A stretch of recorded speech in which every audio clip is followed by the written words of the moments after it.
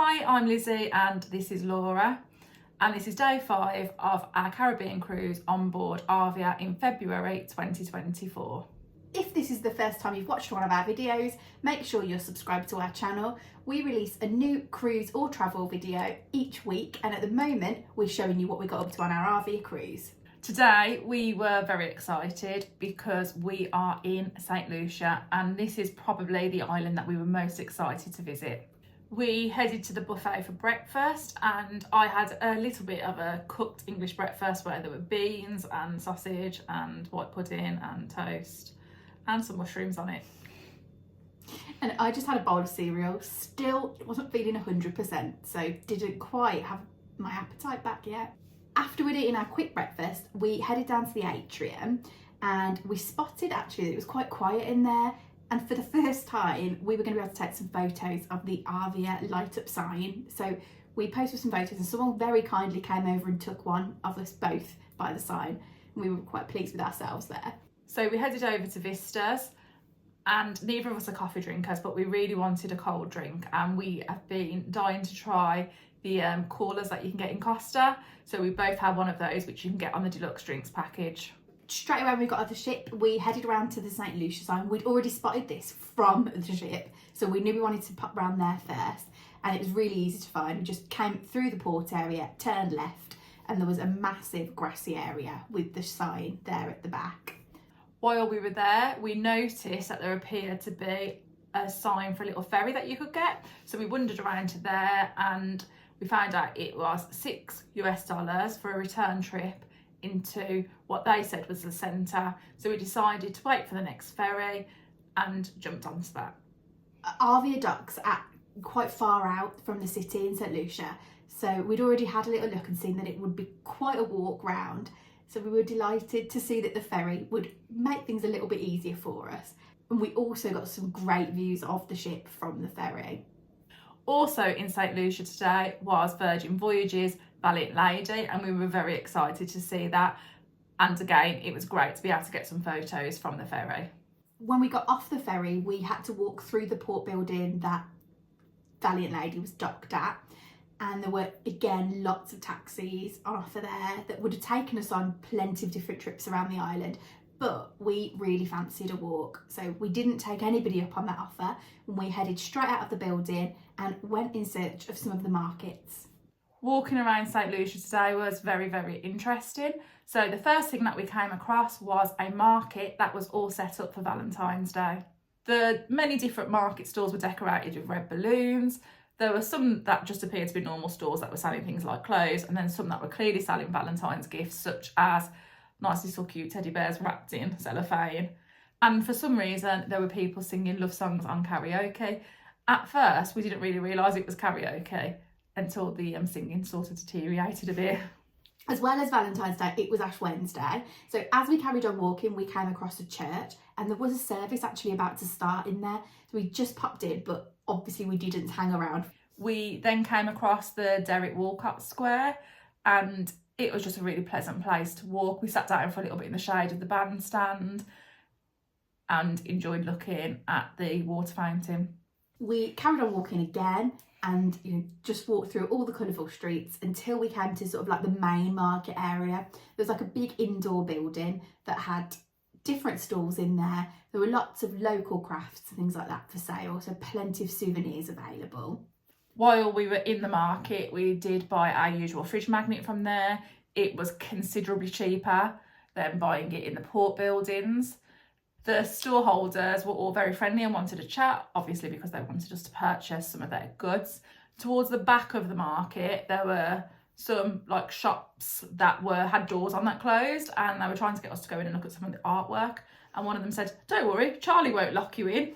Well, that thought had never crossed our mind, so we decided we weren't going to go into there to have a look. We then decided to head back towards the ferry area. So we carried on walking again, and while we were in St Lucia, we just found the locals to be really friendly. Everybody was chatting to us as we were walking around. Loads of people asked us if we were twins, which offends me greatly, but Lizzie loves. And then, so we headed back towards the ferry to head back over towards the ship. We did have to queue a little bit for the ferry to come back, as there is only one that goes backwards and forwards. As we jumped on the ferry back and headed over to the ship, we couldn't resist but to take some more photos and videos of both Valiant Lady and Arvia. As we got off the ferry, we just decided to have a quick look around some of the shops in the port area. It was all the usual stuff that you see in the Caribbean ports. And we also walked past the famous rum therapy bar, where everybody was very much enjoying themselves, and there was plenty of karaoke and laughs going on in there too. As soon as we got back onto the ship, we headed to the buffet because we were a little bit peckish, especially Laura, because she hadn't really eaten very much for breakfast.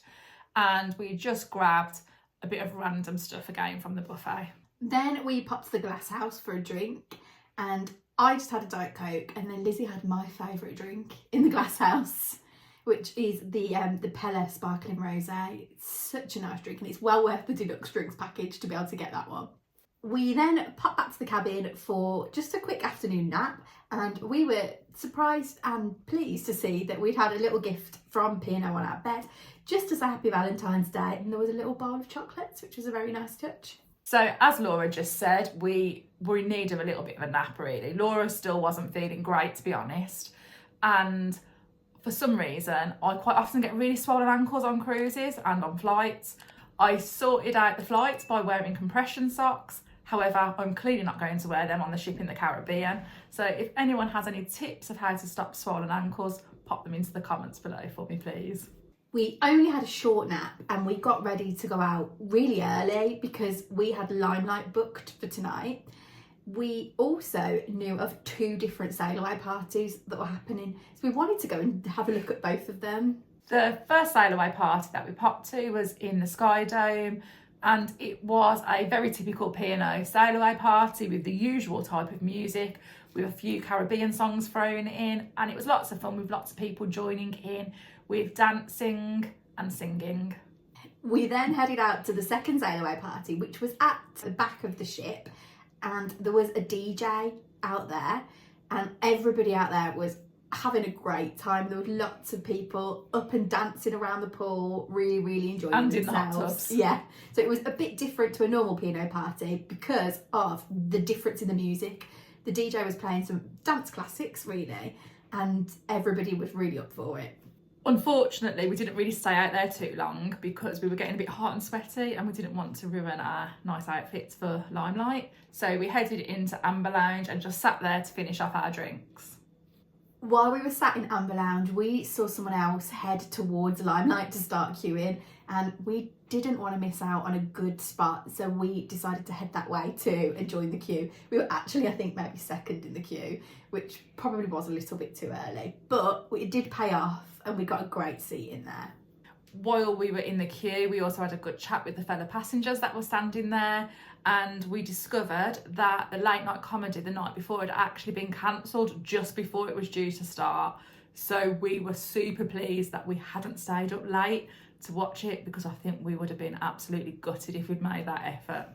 We were seated on a table for 2 on the front row and pretty centrally as well, so it does pay off to get there early if you do want a good view.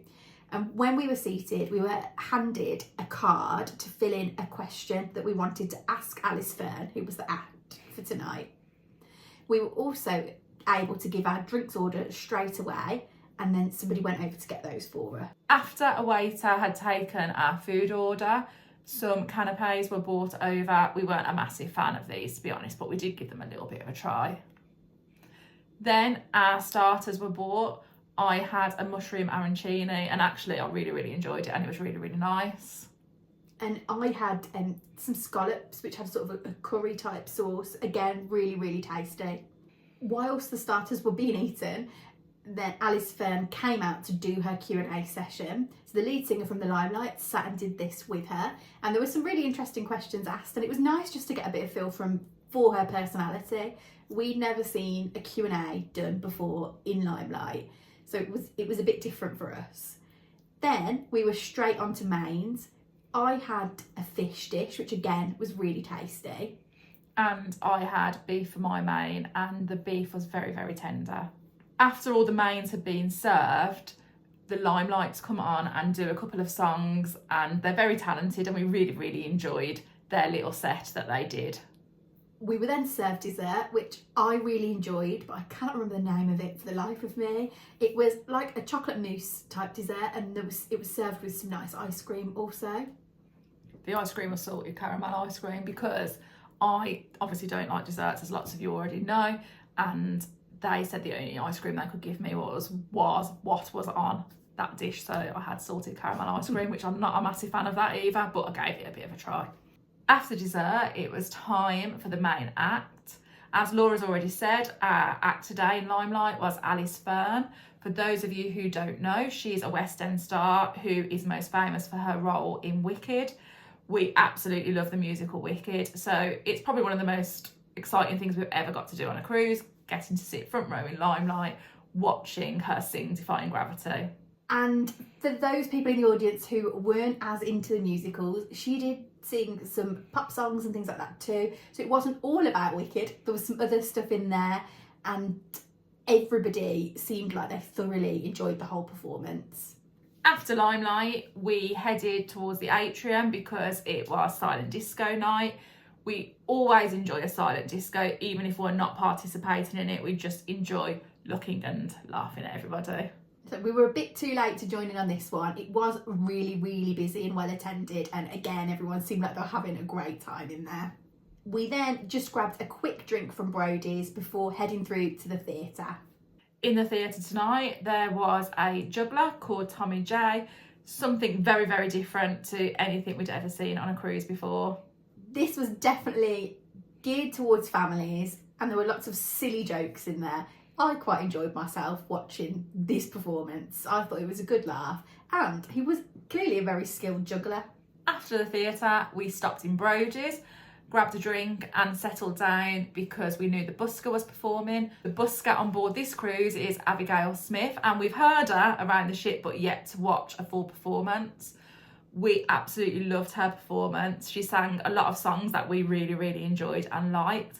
And it was clear that there were people in there that have been listening to lots of her sets. We did try to end our night in the buffet, but we weren't mad about the selection in there. It had been Indian night in the buffet for the evening meal, so it was just a load of curries, and we didn't really fancy that just before going to bed. We wanted something a little bit lighter, so we didn't bother with that. But we were lucky to see the Sky Dome roof closing, so we stood and watched that for a little bit before heading off to bed.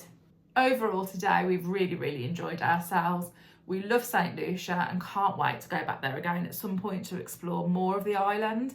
We've had a great evening on board and thoroughly enjoyed Fearn in Limelight. We're really looking forward to tomorrow because it is a sea day, and we are looking forward to being able to be very, very lazy. Thanks for watching. Don't forget to give this video a like and pop any questions you've got in the comments down below. Please also make sure you're subscribed to our channel. You can also follow us on social media. We're Sisters on the Seas.